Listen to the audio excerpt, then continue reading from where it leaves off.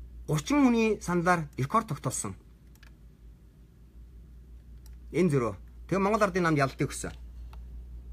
Ингэж ловер хийсэн. Саяны сонгуулийн үр дүнч хүртэл Халтмаагийн Баттулгын саналыг Ганбаатар руу шилжүүлж ард түмэн нь Ганбаатарыг санал болгоцсон авчихсан байж байгаагаар шилжүүлэх үйлдэл хийсэн бөгөөд Ганбаатар намрын 2 энэ дээр хувилчихсан байсан. Тэгээд хоорондоо өрсөлдөж байгаа маягаар харуулж хүчирхийллийг хэрэглээд сонгуулийг ловэрдсэн болгож харуулж хүчийг үзүүлэх гэсэн ийм далд санаа байсан. Энэ нарийн технологи бол биднэрт өнөөдөр маш хэцүү.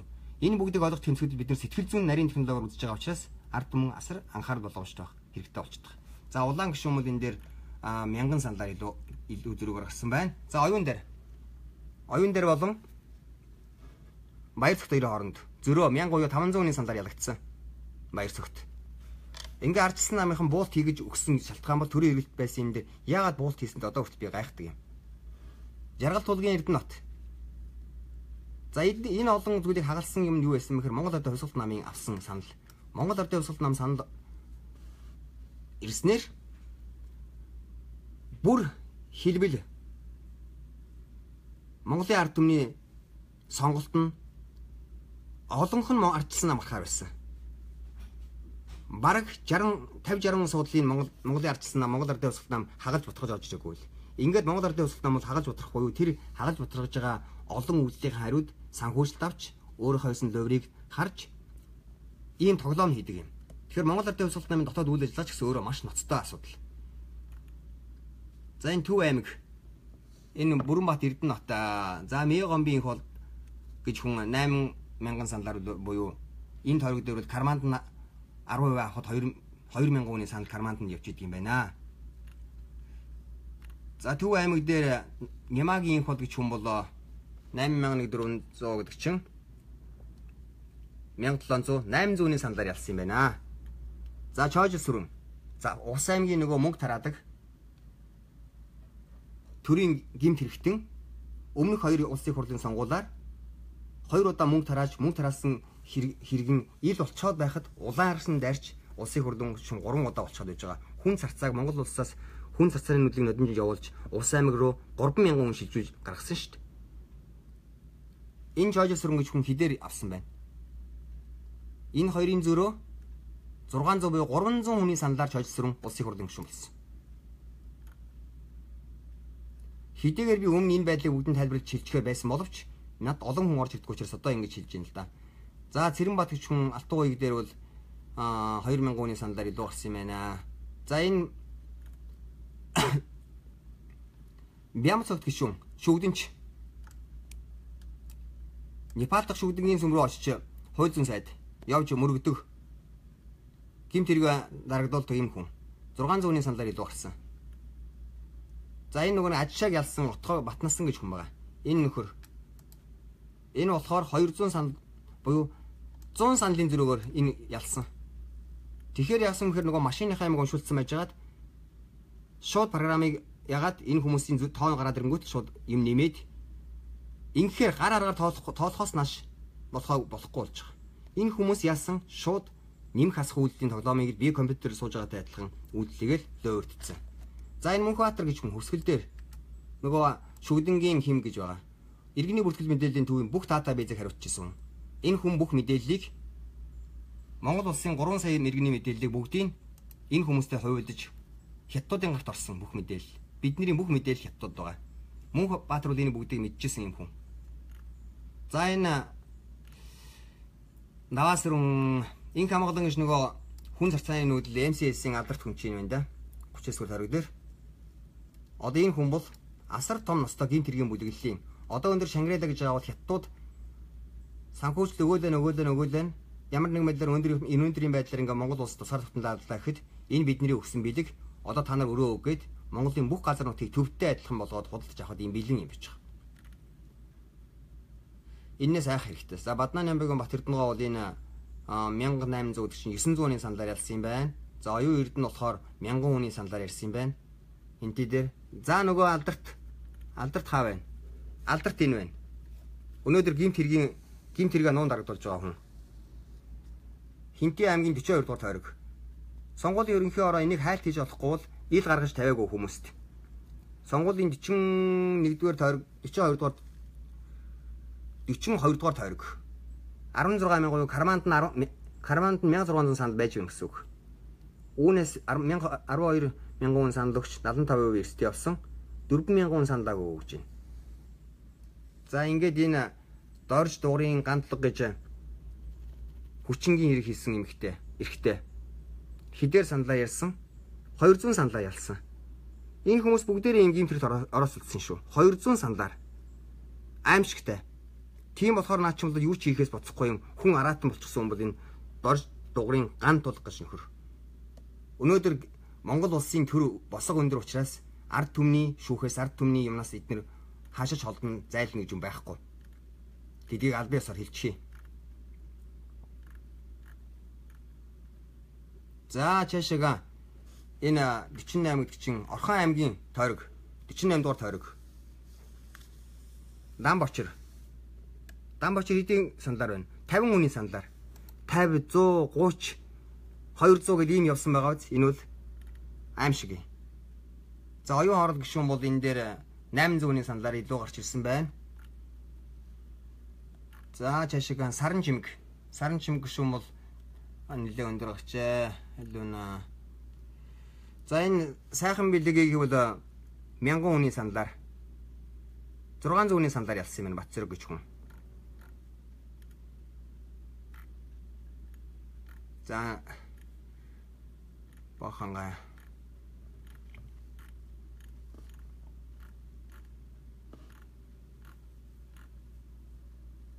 тоонууд өөр хоорондоо адилхан байх тусмаа ийм аимшигт гэмт хэргийг одоо энэ бол статистикийн хуулиар бол ингээд жиг тархалтай байна гэсэн. Жиг тархалт гэдэг нь юу гэсэн үг гэхээр хизээч энэ бодиттой тоо 50хан саналаар 30хан саналаар 100 саналаар 200 саналаар тэгж илүү гарч өөр хоорондоо олон хүн ялангуяа гарч ирдэг гэсэн юм хууль байхгүй. Шинжлэх ухаанаас гажсан зүйл болсон юм. Харин энэ задаргаан дээр бол энэ 100-ийн 1000-ын зөрүүтэй гэдэг бол статистикийн тархалт бол их жигдхэн гэсэн үг. За Агван тусангийн ундраа гэж гişүүн. 500 саналын зөрүүгээр Салдангийн одон туяа гэж үнийг хэлсэн юм байна. 500 санал.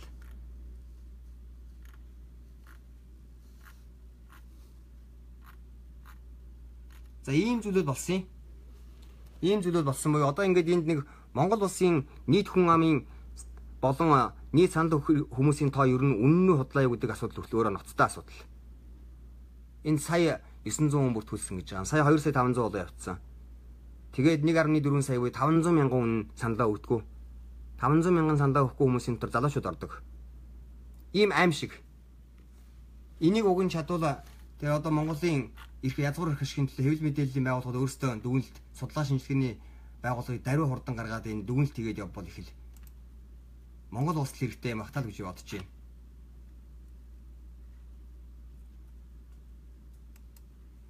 Ингээд Монгол улсын үгээ хэлж байгаа хүмүүсийг баримтлаад үйлдэлийг хаагаад байвал бид юунд хүрэх вэ? Монгол улс ямар улс болж үлдэх вэ? Өнөөдөр эсвэл юугаа нээчи. Монгол улсаа хилээ нэгэд бүгдээрээ тусгаар улс болоод ингээд явъя. За энэ би төвдөн балжрын тухай ноцтой баримтыг оруулж ирсэн байж байгаа.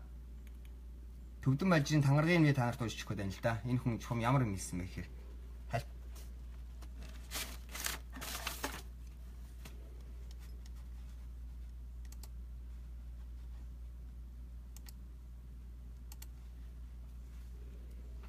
за энэ хүн Төвдөн балжрын тангараг. Нөгөөдөр 2017 оны 6 дугаар 5-ны даваа гарагт инх болдыг хужаа гаралтаа гэдгийг илчилсэн хэрэгээр 25 жилийн хорих ялтай улсын нууц задлсан хэрэгээр баримтлана. Би 18 настай эх орон ард түмэндээ Монгол орныхон тусгаар тогтнол. Үндэсний аюулгүй байдлын төлөө эр бие амин сан зориулахаар тангараг өргөөд өнөөдөр 60 шахам наслахтан өргөсөн тангарагтаа үнж яваа офицер хүн. Монгол төрийн тэргүүнэн жинхэнэ монгол хүн сонгуулахын төлөө амь насаа золиослон тэмцэнэ.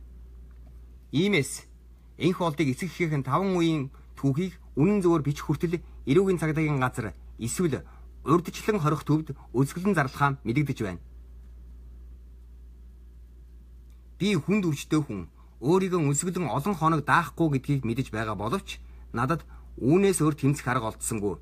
Миний амь насыг энх болдоос нэхэмжилж ард үнчин үлдэх ихнэр хүүхдийг минь асарч халамжлахыг ард түмнээсээ л хүсье.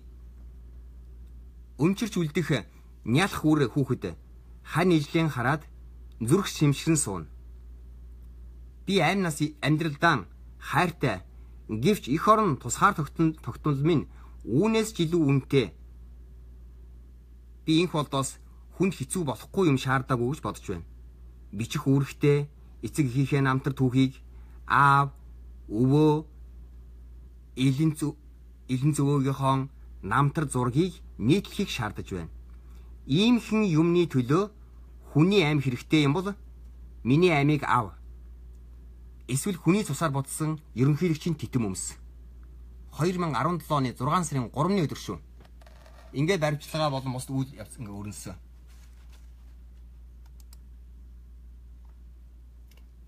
Би тэмцлээсээ ухрахчгүй.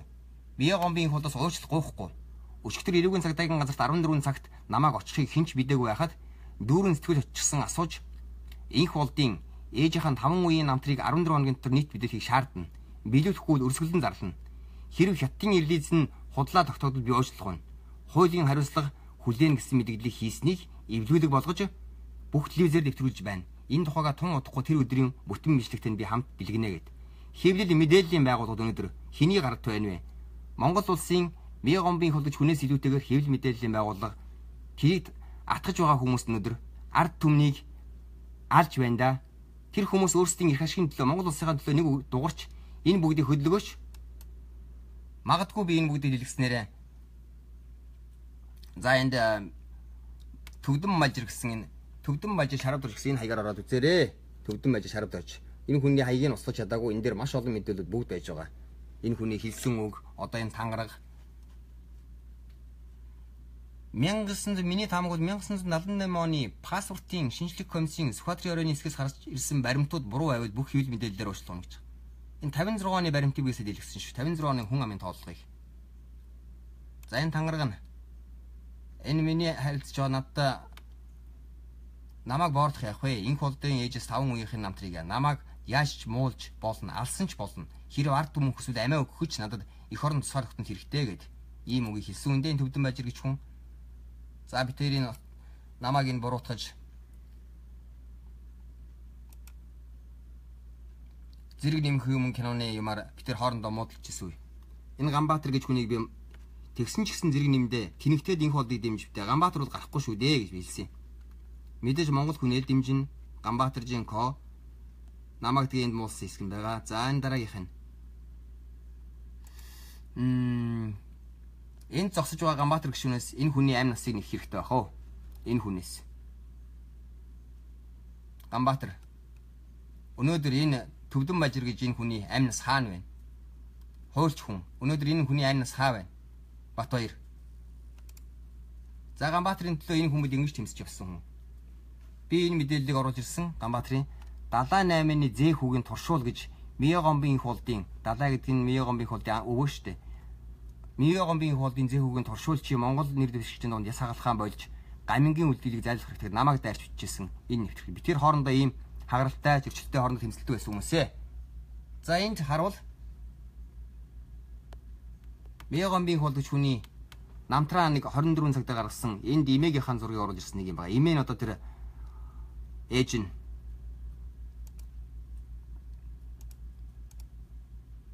за энэ хүн Мие гомбын их болдогч хүнтэй одоо сурталчилгаанд явсан үндэ энэ ухаан заяа бол за энэ Монгол улсын ерөнхийлөгчийн сонгуулийн хуулийн юм баг шүү. Одоо нэг 50%. Анхан шатны ерөнхийлөгчийн сонгуулийн нийт санал хураасан хүмүүсийн 50%-ийг ингэж тоосноо гэдэг. Ингээд Монгол улсын үндсэн. За ингээд миний хэлж байгаа юм бол товч дуусгая да. Та бүхэн хаяг мэдээллийг цааш нь шалгаж үзнэ үз. Маш бүгдийн товчлаа хэлэхэд Мие гомбын хөлөгч хүний ээж нь Цэдэв. Цэдвийн аав нь Зи Зо Зи сан гэсэн нэртэй хятад хүн. Цэдвийн ээж нь хятад хүн. Цэдвийн хойд ээжийнх нь нэр хандгч хүн. Цэдвийн аав Зози буюу 78-гийн аав нь буюу өвөө нь Зошүди гэсэн хүн.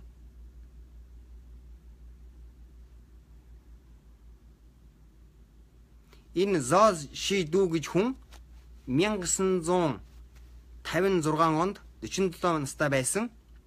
1909 онд төрсөн хүн. Зозиду. Тэгэхээр Зошиду гэдэг өвөг эцэг нь 1880 онд ч юм уу хятад цэвэр хятад төрсөн хүн болж таарч байгаа.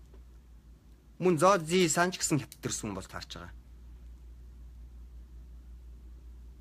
Мегомбийн их болдгоо аав нь гомбийн мегом гэж явдаг. Тэр гомб гэж хүн бол өөрийнх нь нагц өвөө. За ийм байдал юм. Ингээ эндээс товчлоод бас аюултай байдлын тухайд хэлэхэд Минь сайхан нэг сайхан гэж хүн бас Монгол улсынхаа эрх ашигт дуурах хэрэгтэй хүн. Монгол улсын ерөнхий сайд байсан. Ирлиз ээж хандлаар 1996 онд Монгол улсын тагнуулын байгууллагын ажлуудыг халж, татан болгож одоогийн 200 гаруй залуу ажилтныг халсан. Тагнуулын төвүүдийг яагаад болгосон бэ? Дээр нь элбэгд орж 1990 онд Монгол улсад хятадуудын тагнуулын объект олон байгааг нийтэд зарлчихсан. Нууц мэдээлэл, улсын нууц мэдээлэл ил гаргасан. Ингээд тэр хүн эрүүгийн уг нь хэрэгтэн болсон болж одоо хүртэл байж байна. Ингээд маш олон мэдээллийг шааш нь хийж болох юм л да.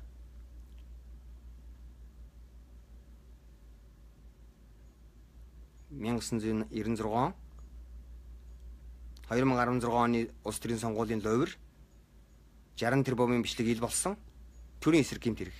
Төрийн бүр байцгаа бүхэл бүтэн улсыг тэр чигээр нь хөдөлж авах гэмт хэрэг. Олон улсын эрүүгийн гэмт хэрэг энэ. Бүхэл бүтэн 3 сая иргэний эсрэг хийж байгаа маш том гэмт хэрэг.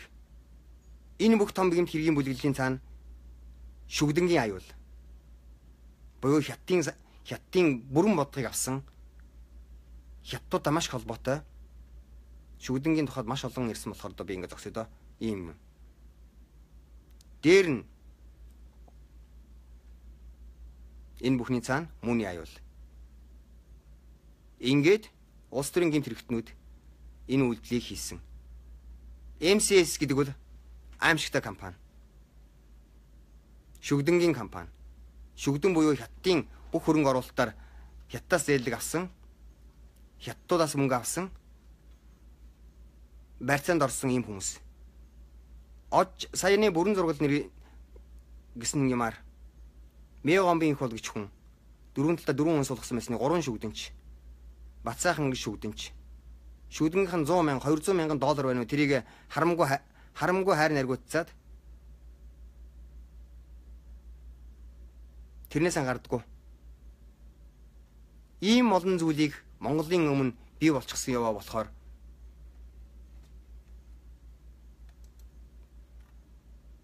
юу ч хэлмээр юм битээ. Үнний өмнө дууга өнгөрнө гэдэг амьдаран өөрийг алсантай адилхан хэрэг. Тийм учраас би үнний өмнө дууга аваад чадахгүй. Маргааш өглөө өгөхэд Монгол улсыг яг ийм сонгуулийн системээр яг ийм хүмүүсийг төрийн системд нь байлгаад сонгуулийн ерөнхий хороонд нь удирдуулад яг ийм улсын хуралтай байгаад яг ийм улсын хурлын гишүүдтэй байгаад гэмт хэрэг үйлдсэн хүмүүсийг нуугддаг орон зай болгоод улсын язгуур хэрэгшээс урвсан зарим нэг хүмүүс дээр нь хятадын ирлиз буюу Монгол оронд байгаа ирлиз гэсэн хүмүүсийн нэр сүрийг гутааж байгаа маш цөөн тооны шуналтай тэр хүмүүс.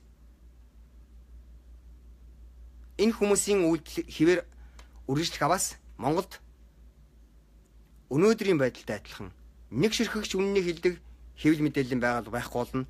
Хятадын коммунист намын дарангуултай адилхан Оросын коммунист намын дарангуул Монгол улсад ямар байсантай адилхан 37 онд бие бинийгэн 30 мянган үнэ яаж газар нам буудаж алсантай адилхан тэр байдал бий болно. 1917 онд Монгол улсад юу болсон?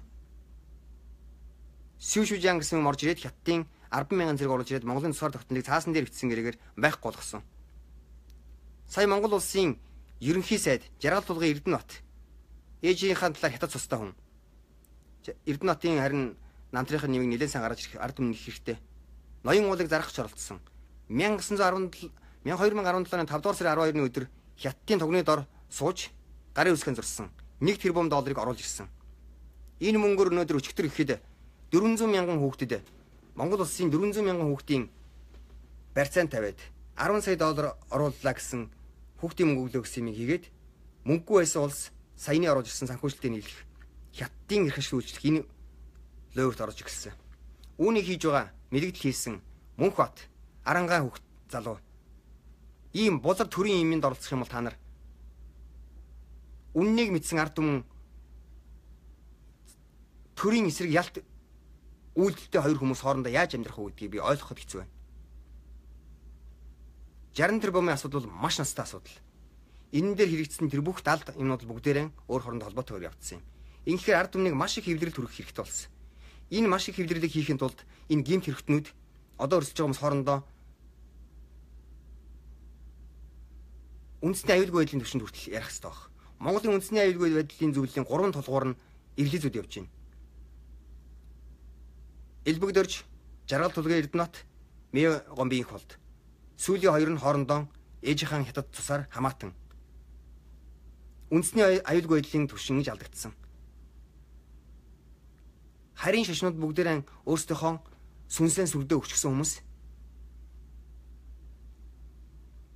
Үндсэн хууль шүүхийн байгууллага дарга зэрэгээр нь яваад хүчнийг бүгдийн гартаа автсан. Хятадтай холбоотой гэмт хэргийн ихний Туулжин банкын хэрэг гарсан. Анхны 2 дахь ерөнхийлөгч Багванд холбоотой. Хятадын технологи албаны хүмүүстэй уулзч байсан. Оширбат завхнаас содорсон. Ээж нь Хятад хүнтэй сууж байсан. Шүгдэн мөнтэй холбогдсон. Энэ хүн үгээ хэлэх хэрэгтэй. Одоо үндсэн хуулийн цэцэд орчоод Монголын тосыг бар улс гэсэн байхгүй болгочоод Моломи буюу Монголын тэнгэрийг 100 жилээр зарах гэрээний юм хийх гэжсэнийг баригдаж тэр мөчөнгө болоод хажуу талдаа 90 саяын ганц хүү мууны шашинд орсон Христийн шашны пастор 90 саяын ганц хийг мөнгө өгч гаргаад дээр нь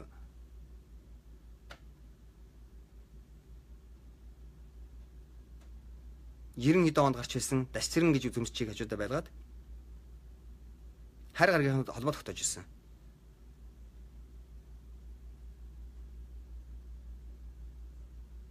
Юу ч хэлхээ мэдэхгүй. Өнөөдөр Төв аймгийн төвд сонгуулийн машин хар машин эвдэрлээгээд хүмүүс уншихгүй гадаа нь байжсэн хүмүүс хүлээгээ заа яшиг явъя гэд явж байна. Одоо гэрэл унтраана. Харанхуй болно. 2016 оны сонгуулийн адилаар луурдан шууд луурдан авна. Маш настай байдал үүссэн. Үндэсний аюулгүй байдлын хэмжээнээс давсан хэрэгс хэтэрсэн байдал үүссэн. Хэрвээ энэ сонгуул үннээрээ явдаг бол үргэлж Монголын ард түмний сонголт үнний төлөө байсан. 10 хүн саналаа өгөхөд 20 болоод нэмэгддэг. 10 хүн саналаа нэг намд өглөө өгөхөд эсэргээрээ нөгөөх нь тэг болоо хувирдаг.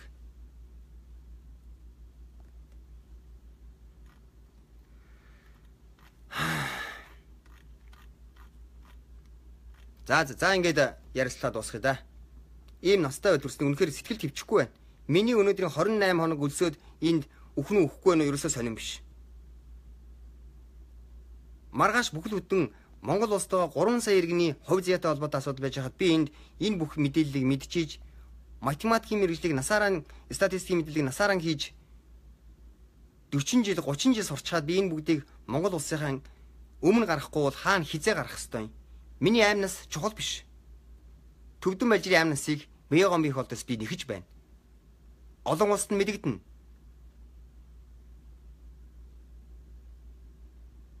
Үнний өмнө цагаан сонгуул гэсэн цаасаар дамжаад Мегонбын инх болдын Хятадын талын бүлэглэлтэд нэгдсэн Ганбаатар гэж хүмүүс ялтан байна өнөдөр. Шүгдэнгийн Осхон баяр лам ялтан байна. Цагаан хуудас гэдэг имийг яагаад Шүгдэнгийн Осхон баяр гэж хүн дэмжив гэхээр Меогомбын хоолтын талд, Хятадын талд тусгаар тогтнол байхгүй болно. Мууны насан баяр бузар хэрэгэн нуухын тулд цагаан сонголтыг дэмжиж орж ирсэн. Ийм том гурван бүлгэл өөр хоорондоо нэгдсэн байж байна. Ингээд ард түмнээс би нэгэн зүйлийг хүсэхэд намайг доромжилж байгаа, над руу мэдээлэл хийж байгаа маш олон хүмүүс орж ирнэ. Учир нь хэвлэл мэдээллийн орон зай болоод аюулгүй байдал, интернет орчны фэйсбүүкийн хаяг бүх юмыг Монголын 200 орчим тусгай гарч ирсэн хөлсний бичээчд болон бүр өндөр зэрэглэлийн хүмүүс 60 тэрбум гэрээ зааснаар цалинтай мөнгөтэйгээр хийгээ явж байгаа. Миний байдал бол өнөөдөр Америкийн улсад байгаа болохоос биш. Төвдөн балжрын адил тим хэмжээнд баримтлагдах гээд байж байгаа дор зодын тим хэмжээнд миний аюулгүй байдал байж байгаа. Энэ эгэл жирийн Монголын хүмүүс залуучууд ялангуяа маш анхааралтай сонсч аваарай. Би өөрийнхөө хувийн ашигын төлөө юм яриаггүй шүү. Би худлаа хэлсэн нэг ч үг байхгүй. Одоо энэ фэйсбүүк орчинд мэдээллийг хааж байгаа, фэйсбүүкийг устгахыг оролдож байгаа. Цааш нь түгээх байгаа хүмүүс бол тагнуулууд. Бүр зохион байгуулалтад тагнуулууд шүү. Тийм учраас энэ хүмүүсийн хаягаар нь хөөж хідэн он бүртгүүлсэн юм байна. Хинтээ нийс чинь, хинтээ найз байна. Бүгдийн гартаа. Ийм чиглэлийн мэдээлэл Монголын бүх иргэдийн мэдээлэл эднэр энэ хүмүүсийн гарт байж байгаа. Бүх нарийн мэдээллийг цуглуулсан байж байгаа. Тухайлбал Монгол улсын хүн амын тоо хин хичнээн хідэн хүн төрсөн, хідэн өгсөн, хин хинтэйгээ холбоотой ургийн бичгтэй адилхан. Хятадын релизийн химп энэ хятадын релизийг сайн хүнтэй хинтээ суулгах уу гэдгийг хийдэг Хятадын гадаад дахь илүүсүүдийн холбоог дэмждэг нийгэмлэг гэж Хятад байдаг. Эндээс маш өндөр том түвшний санхүүжилт юм авдаг. Одоо боёнгийн жаргал сайхан гэхэд Хятадаас маш их том санхүүжилт авсан. Тийм учраас сая ноосн замс тараагаад Меогомбын хоолтын талд үйлчилж ирж ирсэн. Үннийг хэлдэг хүн цөөрсөн Монголд. Үннийг хэлдэг хүн үнэндээ хэлэхэд Дашин Бямсрын гэж нэг цөөхөн тооны Халбаагийн батлага шүнийг дэмжиж байж байгаа хүмүүс төрөл цөөхөн хүмүүс байгаа. Өнөөдөр нэг бүрэн зураг нэвтрүүлгээр тэр хажуудан суусан хүмүүс буюу МСС-ийн бүлэглэл. Одоо энэ Халбаагийн батлагын эсрэг яваад байгаа Шүгдэнгийн бүлэглэл. Энэ хүмүүс бүгдээрээ Монголыг шууд зархад бэлэн болцсон хүмүүс. Учир нь зарахгүйгээд энэ хэргийг хэрэгжүүлэхгүй л эзэндээ асар их өртөө болоод өөрсдийнхөө амь насаар барьцаанд орно. Мөнгөө төлж чадахгүй. Монгол гайхуулаад байна. Шангиралаа гарцсан байна гэд. Хятад энэ хятадуудын өмч.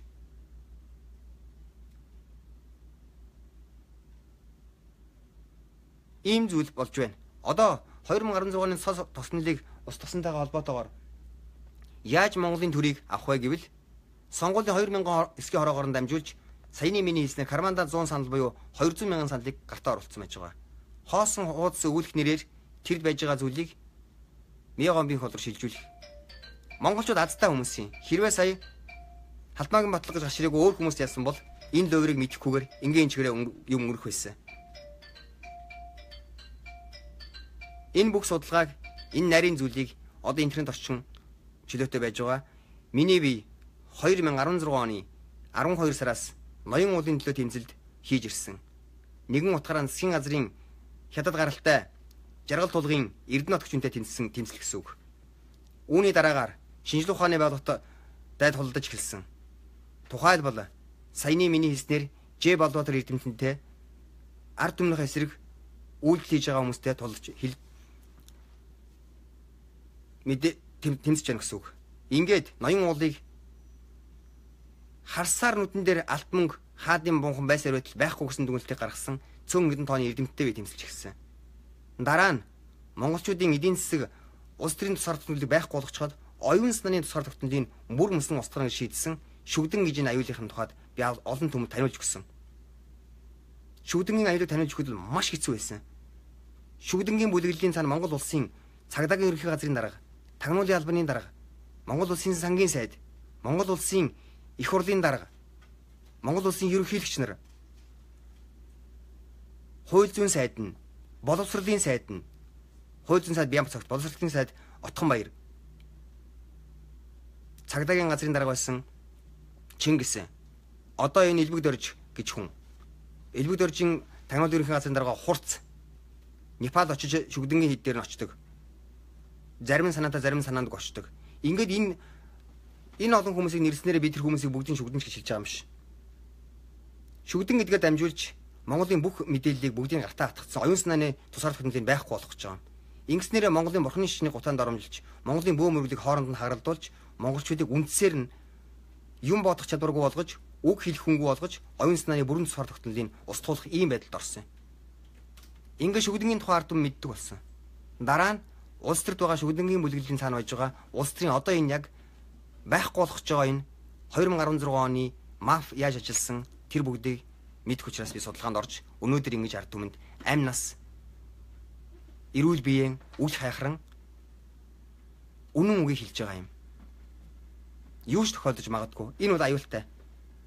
Аюултай тоглоом ард түмнийхээ өмнө аюултай тоглоомын хувьд мэдсэний хувьд хэлэхээс өөр ямар ч зүйл байхгүй.